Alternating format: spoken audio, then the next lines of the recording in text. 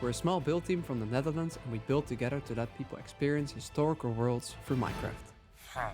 Hey, I'm trying to record something here. Okay. One of our favorite builds is the city of Badar, the capital of the medieval world we're building at the moment. In this video, we're gonna build a house in the same style as the city, share our best tips and show you how to make smoke come up the chimneys. But first, let's take a look downtown. When we build a city like this, we really want to make sure that we have all the necessities covered to make the city feel realistic and lived in. Here we have the stables. This is where the travelers and the tourists would leave their horses to visit the tavern. We have a town hall, a library and a fletching shop here. The sewer system which leads to the river, graveyard, vineyard, castle and all sorts of other things.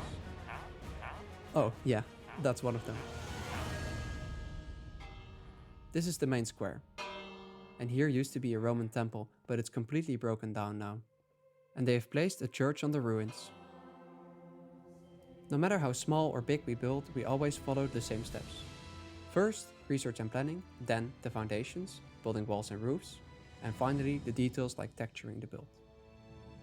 Now we're gonna build a house in the same style we used in the city, a house for the landowner here at the edge of town. Even when we build in a smaller scale like this, we follow the same steps. So in this specific part of the world, we want to build in a Byzantium, Southern European style in the medieval era. And then with some Roman influence.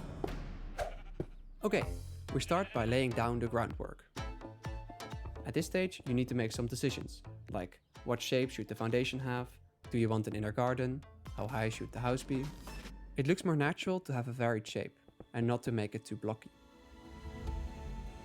We started playing together, building some small buildings in a survival world. But as we played more, we wanted to make bigger builds. We felt limited in survival to do that. So we started a creative server and in one afternoon we had built like a whole church. We posted it to YouTube and it all went from there. We became more and more excited, more dedicated, and we are really happy to see how it has evolved over time to what it is now. When we're building a roof like this, we immediately notice this really harsh line which separates the roofs and the wall here. Something you could do to break up that line is to add some stairs, which makes it more interesting to look at. It would be normal to see some part of the building that supports this overhang, which is really important to make it feel realistic and lived in, to make it feel logical.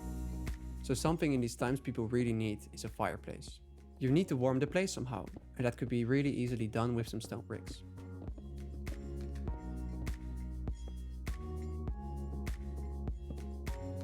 And this would create the smoke coming up, and then it looks really great if a chimney extends a bit outside of the building and then moves back in and then extends out here.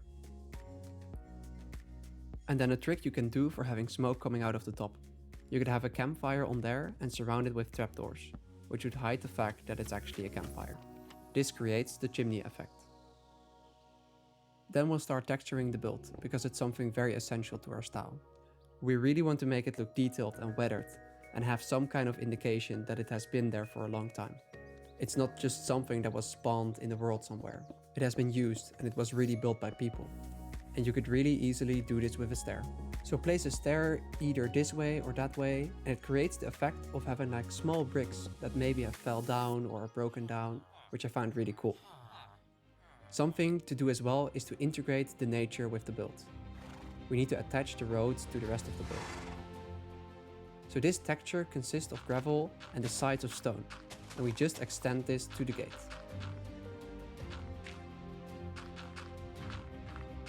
Normally plants would grow next to the build, some flowers or some leaves.